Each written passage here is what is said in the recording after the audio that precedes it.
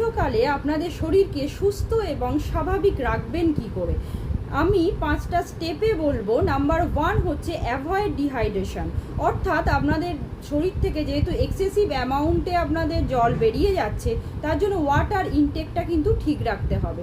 সেটা বিভিন্ন তরল জাতীয় পানীয় গ্রহণ করতে পারেন, সেটা ডাবের জল হতে পারে, বেলের শরবত হতে পারে, এছাড়াও প্লেন ওয়াটারও আপনারা ইনটেক করতে পারেন। নাম্বার 2, অবশ্যই আপনাদের যে খাবারটা গ্রহণ করছেন সেটা সহজপাচ্য হতে হবে এবং তেল মশলা কম দিয়ে রান্না করতে হবে। নাম্বার 3 হচ্ছে অবশ্যই আপনাদের যখনই লাইটে বেরোচ্ছেন বা রোদে বেরোচ্ছেন তখন আপনাদের সানস্ক্রিন ইউজ করতে হবে। তার সঙ্গে সঙ্গে অবশ্যই ছাতা এবং যে আপনাদের সানগ্লাস ইউজ করতে হবে। তার সঙ্গে নাম্বার 4 হচ্ছে ডিজিজ প্রিভেনশন।